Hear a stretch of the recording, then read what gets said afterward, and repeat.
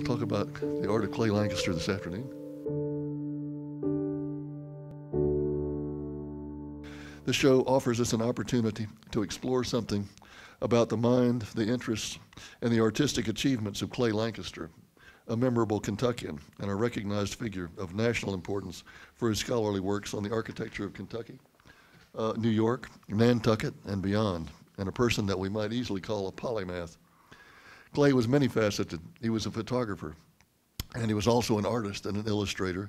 He was a documentarian, an historical investigator, a polished writer and scholar, published 30 books and 150 articles. He was a lecturer, a cartographer, a stage designer, an orientalist, a collector, a preservationist, a popularizer, and a generous consultant to many restoring early buildings. There is something about Clay's work that recalls Sir Francis Bacon's classification of knowledge into three parts. First, memory, then reason, and third, imagination. A scheme, incidentally, that Thomas Jefferson adopted for the arrangement of his private library. With Clay, we can detect Bacon's choice of memory in his role as a documentarian. You can see him in the mirror taking a picture of himself. He didn't have a tripod or any kind of filters or flash or anything. He would just put his camera down on the floor and take a picture. His quest for early photographs of historic buildings and his own work in photographing, measuring, and drawing them, all with a devotion to cultural memory. Patrick Snaden said he had a little folding ruler, and he would take this folding ruler and he would measure the Matthew Kennedy house with his little ruler. Now he would have a big tape or a digital measurer.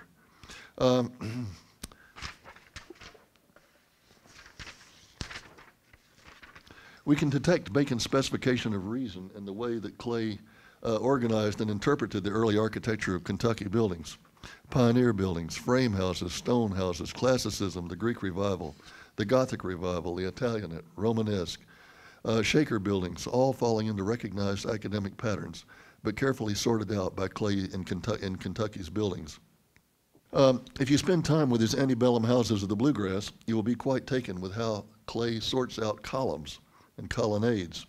For example, houses with square columns, houses with round columns, houses with equally spaced columns, houses with paired columns, houses that are Doric, Ionic, or Corinthian, and how Corinthian examples tend to be later, as are those, for example, with paired windows. These are things I would never, if you hadn't mentioned that, I would never have known. The sorting out of the Bluegrass houses is a kind of intellectual chess game in which a variety of attributes play a role. And of course, the final phase of Bacon's classes is imagination. And this is where Clay's imagination rises over all of his knowledge of structures and produces those original and creative building plans, sometimes classic, sometimes witty, with sometimes a unique twist on known examples, and sometimes uniquely Lancastrian. Just for fun, it might be a good idea to think back to just what Clay liked. He liked quite a list, because so much intrigued him. But we can isolate some here that we can relate to his artwork. Clay liked trains. He liked toys and saved about 200 of his own toy soldiers. He loved Christmas. He lingered over childhood and children's stories. He loved drawing, and both freehand drawings and disciplined drawings, as if produced from a computer-aided design program, what he called his orthographic drawings. He was enchanted by the exotic, the esoteric, and the unusual. He loved architectural follies, whimsical, wacky buildings, and wrote a book on the architectural follies of America. He loved the Greek Revival. He loved bungalows. He loved Oriental art. He was fascinated by maps. He loved aerial views. And academically, he was keen on sleuthing down published sources and analogs for buildings, especially from 18th and 19th century architectural plan books and builder's guides. Although Clay is best known as an architectural historian, there was no architecture school at the University of Kentucky when he was a student. So he majored instead in art, considered himself an artist, and even left Lexington during his student phase to study for a period at the Art Students League in New York. He returned to finish a master's degree, writing a thesis on the early Lexington architect John McMurtry. Nearly all of his ongoing work as a scholar or as a writer of books for children involved illustrating his narrative with graphic accompaniments, photographs, paintings, or drawings. You can see him at work in this sequence and his depiction of his boyhood home on Russell Avenue for his book, The American Bungalow. The photograph placed under a grid for copying, then the drawing, and then a painting of the house. In treating Clay and art, it is a good idea to point out that Clay was an art collector, and we should take a look at a few of the pieces you would find should you visit Warwick, his federal-era home on the Kentucky River. Clay had a number of ancient works of sculpture. Here are two early busts, a sandstone portrait of Jayavarman VII, King of Cambodia from 1180 to 1202, and the 18th century Yamamoto E-style volcanic rock sculpture of a Japanese figure seated before an oval disc. And here are two early figural groups, a 12th century sandstone sculpture of a standing Vishnu between columns from Ambala in the Punjab region of India, and an 18th century Ming period Chinese bodhisattva with a attendant standing on a Korean desk. I can't see the Korean chest, but it's really there. Over the mantel is a Tibetan painting of Hindu deities and a Sangdui Manpala Tanka. Here is an original an Oriental moongate tea room. Just one of my favorites. Here is a gilt bronze Buddha and an ivory goddess of wisdom. Let's conclude this very limited sampling with this Middle Eastern manuscript bust portrait and this antique Thai bronze Buddha. You may sense a certain thematic unity in this two-short sequence, the East, and indeed the profound lure of Oriental art and the East never left Clay. One of his most influential books is, not surprisingly, The Japanese Influence in America. In this pair, you will see at left the Hanging Cloud Bridge at Mount Gyoto from the series Remarkable Views of Bridges in Various Provinces by the celebrated Japanese woodcut artist Hokusai. At right, you will see The Two Bridges, a watercolor by Clay Lancaster. It was done, we can see that Clay's work lacks the refinement of Hokusai, but it was done in 1928 when Clay was only 11 years old. It appears to be his first and only remaining effort to produce Oriental art. Thereafter, his own work was Western in outlook, either American or imaginary, and chiefly architectural. Yet his decorative arts outlook was chiefly for Eastern material, painted scrolls, objects, prints, paintings, porcelain, and statuary. Clay's first architectural drawings were shaded with an almost photographic look, because the illustration for his first book, Back Streets and Pine Trees, were hand-printed from simple line-cut relief blocks on an antique printing press by Lexington's Burr Press. He developed what he called his orthographic drawings, using simple lines without shaded nuances. Here you can see his drawings of Elmwood Hall in both styles. This is the home of Patrick Snaden, if you know Patrick. In this composite, you can see another dimension of Clay's renderings, his paintings of buildings. Here's the woodcut prototype for Ellie Villa, Plan 25 from A.J. Downing's 1850 Architecture of Country Houses, typical of the early plan books that interested Clay. Counterclockwise, you will see Clay's shaded drawing, then his painting with oil on paper of circa 1938, before his much later adoption of pen work with watercolors, which is what you see in the exhibition. And finally, his orthographic depiction circa 1955. The final form of Clay's renderings is one that he uses in his children's books and in his own 4 architectural plan books, along with orthographic elevations and floor plan drawings. This manner is freer, looser, almost cartoon style, which you see here in Creech Castle, the painting that Clay kept over his bed. Clay's Back Streets and Pine Trees and Antebellum Houses of the Bluegrass, his first and third books, reveal Clay's beginnings as an historical and graphic documentarian for Kentucky's early buildings. Here you can see Clay's restored version of the Matthew Kennedy House on North Limestone Street, today called Mulberry and Lime, which was significantly modified by Edward McAllister with Greek Revival and Italianate features that remain today. Mrs. McAllister's father was John Brand, so she had loads of dough to add those Italianate window hood moldings and that funny Greek Revival entrance. Below the perspective drawing of the Kennedy House is an elevation drawing of Rose Hill at Limestone and 5th Streets. The portico is now thought to be a later accretion, but Clay includes it in his rendering. Here are two treatments of the James B. Clay Villa, a painting and a drawing of the house that belonged to the son of Henry Clay and who later built the present Ashland. The painting shows Clay Villa as Clay saw it in his time. There was a fire at Clay Villa in the mid-19th century when it was occupied by merchant David Short Goodloe, brother of Judge William C. Goodloe at Ely Villa and uncle of William Cassius Goodloe at Loudon. Clay's pen drawing is a restoration drawing and shows his recapture of the structure to its probable original form as designed by Thomas Lewinsky, without the Italianate brackets at the eaves and the later gables. The entire porch has since been removed, and you can see the house today from Forest Avenue.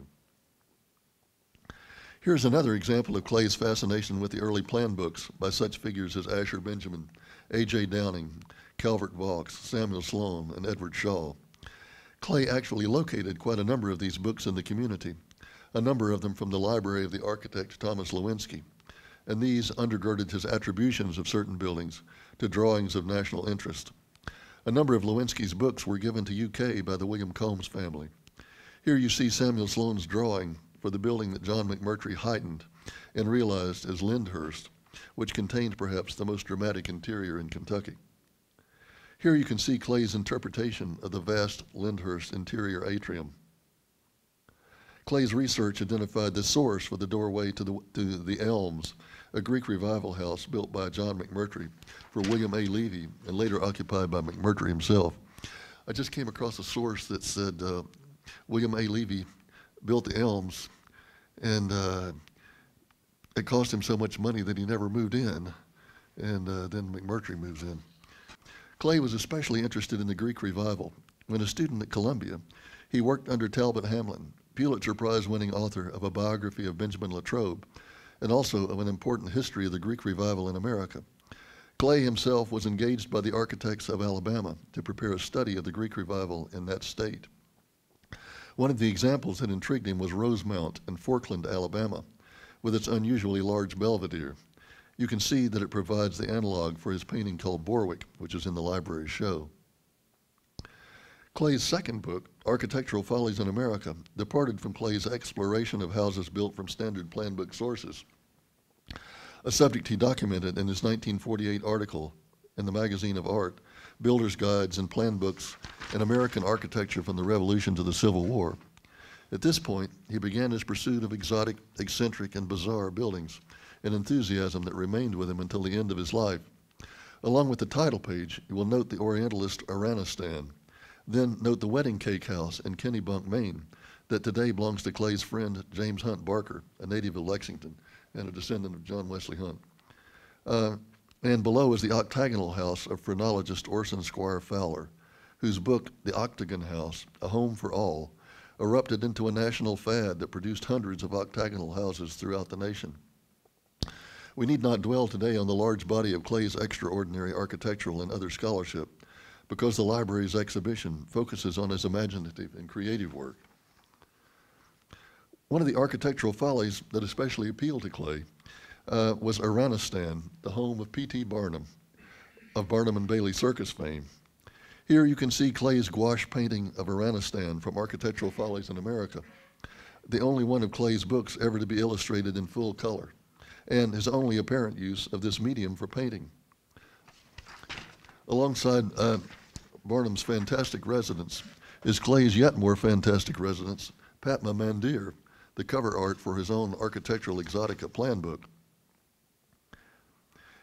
Here you can see the illustration called An Oriental Villa from Samuel Sloan's 1852 plan book, The Model Architect.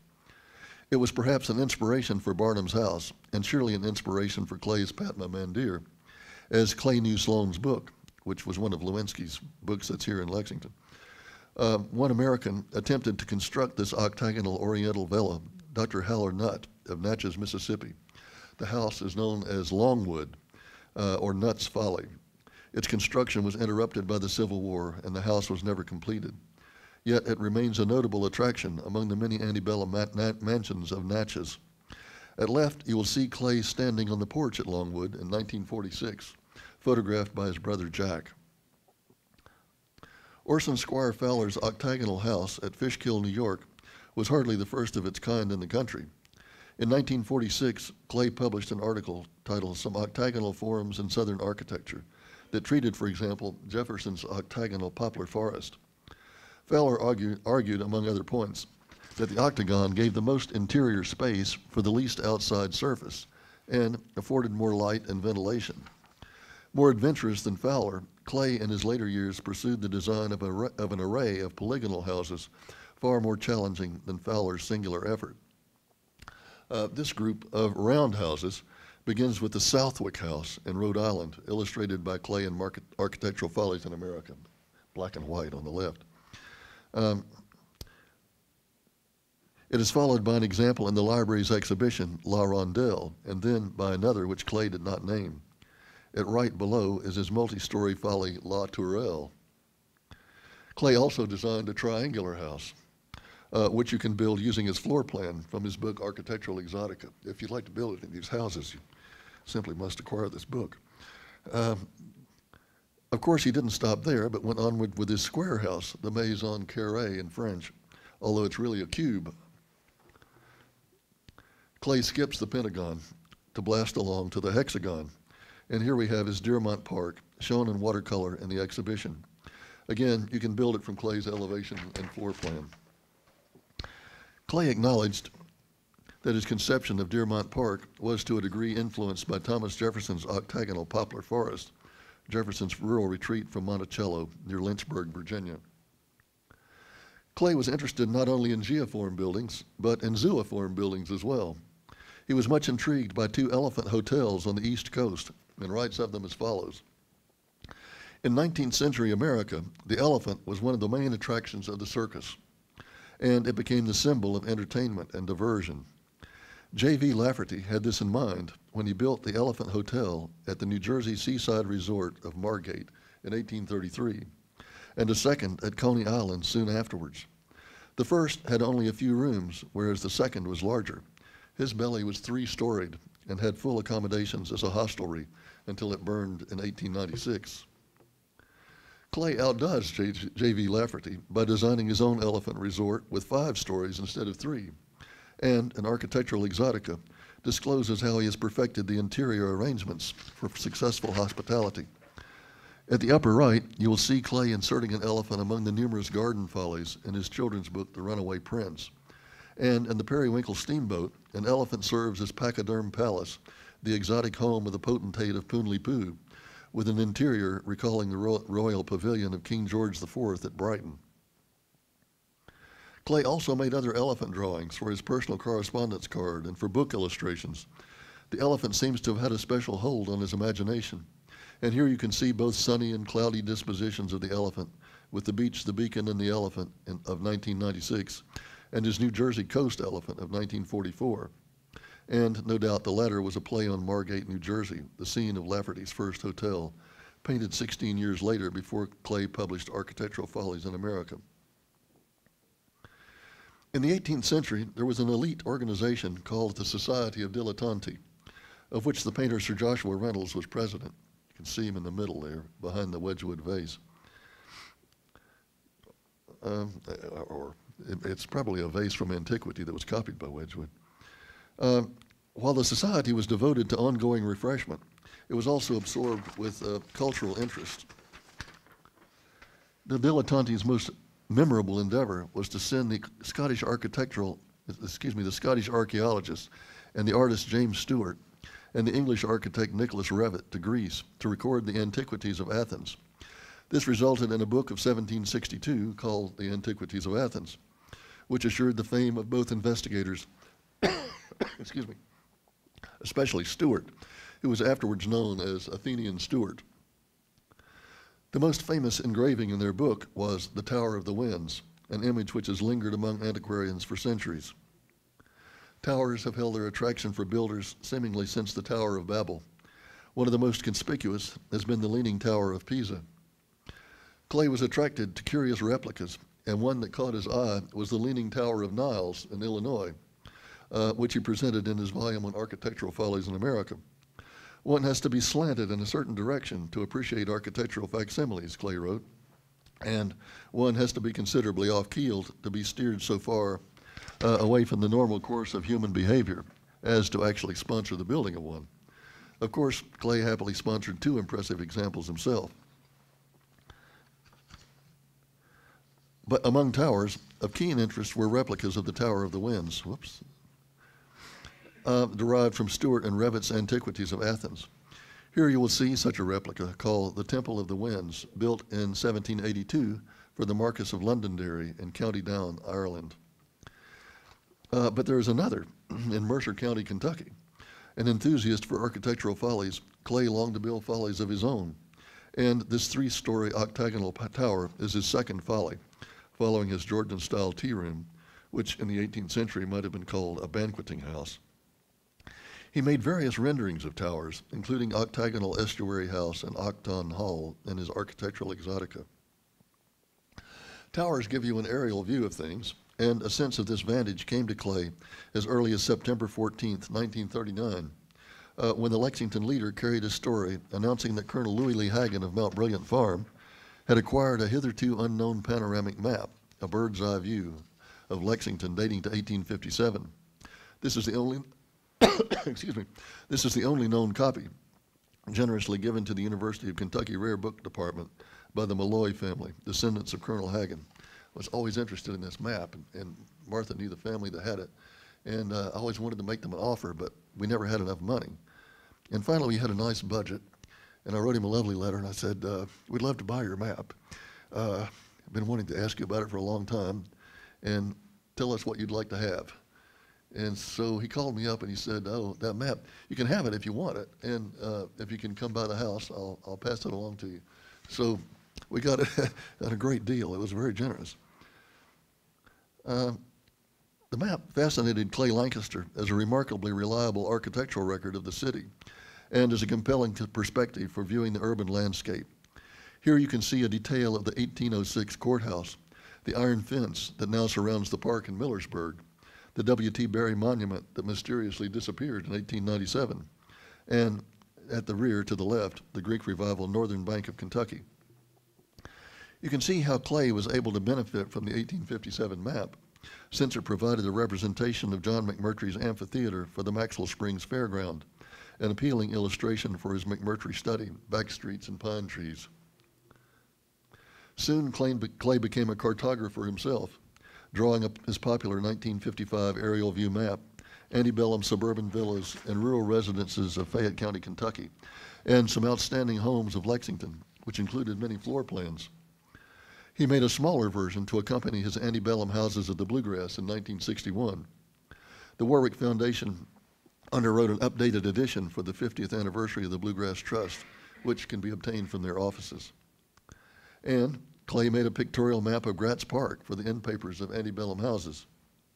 He soon drew an annotated architectural ramble in antebellum Lexington, again centered on Gratz Park in that vicinity. He drew shaded aerial maps of Ingleside and Shakertown. He drew aerial illustrations for his children's books, shown here for Fiji and the Runaway Prince. These are the end papers. He also depicted Nantucket for the end leaves of one of his several books about the island. He drew an aerial map for the end leaves of the Periwinkle Steamboat, a children's version of Architectural Follies in America, showing the treehouse, Steamboat Bluff, home of Captain Jonathan Bill, pilot of the Flying Balloon, the Elephant Folly at the home of the potentate of Poonley-Poo, and the Creech Castle of Mona Moss, likely modeled on his old friend Miss Iva Dagley of Lafayette High School. Needless to say, Clay couldn't resist hiring an airplane to fly over his home at Warwick, taking an aerial photograph, a refined reminiscence of the 1857 bird's eye view of Lexington that he had first learned about in 1939. We have talked about Clay's documentation of existing monuments, such as the Kennedy House and Rose Hill, but there's an attraction in watching Clay recalling real houses and the creation of his own 4 plan books, works that came late in his career: Architectural Edification, Architectural Domestication, Architectural Exotica, and Architectural Residuum. And of course, some of those imaginary houses were entirely his own creation. One house that has a readily identifiable source is Clay's Marigold Cottage, which is based on the William A. Warner House that stood on East Main Street, where the Esplanade now passes through, down near the Kentucky Theater. The first meetings of what became, or opposite the Kentucky Theater, the first meetings of what became the first Christian church were held here, prior to the building of the Main Street Christian Church, and later the sanctuary now at Martin Luther King Boulevard and Short Street, which replaced an earlier Masonic lodge. Let's see. There's a cluster of buildings in the Lexington area based on the woodcut frontispiece of Maynard Lefever's The Modern Builder's Guide of 1833. Lefever labels it Designed for a Country Villa and provides his floor plan below the woodcut. The front elevation proved more influential than the interior plan, which has been variously treated. Here are some of the local exemplars, some still standing, others now gone. The Carrick House now has 2-story flankers instead of 1-story flankers. The Bryan House in Wilmore, after you turn to the right to go to Shakertown, is for sale with excellent online interior photographs. Some examples have central doorways, some have off-center doorways. They'll be to the left or the right under the portico.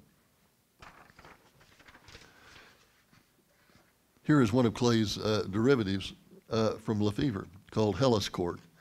The parallel of the front facade is notable, but Clay offers an elaborate complex of lawn and annexes in the rear. Clay's drawing of Greek Revival Lemon Hill near the Cleveland Pike in Fayette County and seen below is indebted to Lefever in its central 3-bay pavilion and 4 columns with 2 single-story flankers, although the roof lines below are obviously at variance. Here you can see how one of Clay's own imaginary houses, called Bird Park, derives from both from Lefever and from Lemon Hill. Clay's Inglewood shows how he could take inspiration from an existing Victorian building, the Sexton's Cottage in the old Episcopal burying ground, to develop a small Gothic cottage of his own design. He designed a second similar cottage called Snuggery Glen, having painted it many years before he developed it in detail in his published plan books. The Woodlands, the eccentric, for Lexington at least, Trotter residence with its 4-corner garçonnières that once stood on the site of the Woodland Park swimming pool facing Lexington, proved one of the richest in suggestions for Clay. Here's Clay's perspective drawing of the Woodlands and his painting from the same angle. Then he flips the Woodlands drawing and produces this winter scene with a related but imagined building he called both Mandalay and in another place Chantilly. He also provides refined drawings and floor plans for this building, should anyone wish to make it a reality. Clay has yet another variant of the Woodlands, called Mistletoe Lodge. From it, you can certainly gain a sense of Clay's fascination with color. He often mixed his own colors for use in his restorations. Clay never attempted portraiture, so far as we know, but outside of architectural drawing, he did make adventures into figural art. Here are 2 early grotesque figures from the 1940s, possibly, but not certainly, an assignment for his art study in New York. The one on the left is called the Incubus Tree, and the one on the right is called the Enigma of the Rain. Clay never attempted portraiture, so far as we know. This scene, called the Cardboard Pickers, looks even more likely to have been an assignment, atypical of Clay's work in general, which tends to dwell on elite architecture and to work beyond the vernacular. He seems to have been told to develop a painting of the Ashcan school type. Nevertheless, it does suggest much of the linear quality of his work with figures. At a glance, it appears to be in pastels, but Clay has recorded the medium as tempera. We have this scene in 2 versions, an earlier pencil drawing and a far later painting in oil on canvas. The pencil version is more simplified and reductive in detail and suggestive of the period of the smoothly defined Depression-era paintings of the 1930s, a period Clay would have absorbed from his own youth. The later realization in color is more highly detailed, less mannered, and less wedded to a period feel. The 1949 painting, The Engineer's Tale, suggests a narrative context, but it is unrelated to any of Clay's storybooks. However, we can see that the speaker is captivating and grips the attention of his audience. We can also see that Clay is captivated by trains, a pictorial theme that is perhaps more important to him than the elephant. Clay's first book for children, published in 1965, was Michiko, or Mrs. Belmont's Brownstone on Brooklyn Heights. This story about a young Japanese girl in New York appeared 4 years after he published Old Brooklyn Heights, New York's first suburb, and 2 years after one of his most acclaimed books, The Japanese Influence in America. The story unfolds the assimilation of Michiko into the community of her schoolmates and expresses one of the themes of Clay's Warwick Foundation, his interest in cross-cultural understanding. Some readers of Clay's books for children have said that his pen drawings are reminiscent of the work of the popular illustrator Edward Gorey. Gorey's drawing of a tower, a favorite theme of Clay, is shown in this quite populous greeting card. While Gorey's handling of architecture is considerably freer than Clay's penwork treatment of Colonel and Mrs. Blustermore in the Blue-Plaid Riders of 1988 might at a glance seem to have been done by Gorey. Clay, however, had been doing similar drawings for his juvenile fiction for over 20 years. While Clay's primary fascination was always with buildings, including bizarre buildings, he was interested too in landscapes, including bizarre landscapes. His enchantment with fantasy caused him to create scenes such as this pair, the Vale of the Immortal Poet Calligraphers in 1944, and the Grottos of the Taoist Sages in 1995. Another pair, again with no narrative context, but merely visual explorations, is Retreat Among Crags and Clouds and Shishu Stone Mountains. None of these landscapes appears to have been among his plans for publication, although the landscapes in some of his Christmas cards are equally unusual. We mentioned at the beginning Clay's love of childhood and of his own toys, and here you can see some of his miniature toys kept in small vitrines. In fact, he even named one of his children's books The Toy Room. In this attic, you can find a train, a Gothic cottage dollhouse, a squadron of lead soldiers, and the steamboat that elsewhere becomes the residence of Captain Jonathan Bill. Clay sets the toy room at fictional Buttonwood Plantation, which is quite evidently an analog to Evergreen Plantation, a Greek revival showplace along the River Road outside New Orleans. His favorite toy must have been his trains, now kept at the foot of his bed.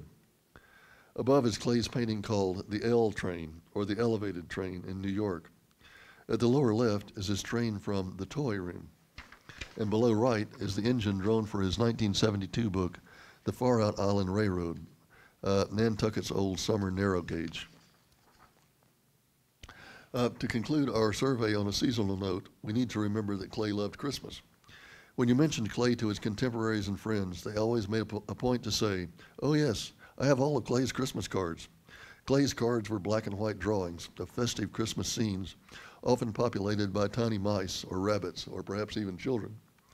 The one you see here is titled excuse me, Caroling at Arbor Manor. The drawing is from 1972, but the painting was done a decade later in 1983 after his return to Kentucky and hangs in a bedroom at the Moses Jones house at Warwick. This one, the one you see here, is called Boarding the Holiday Special.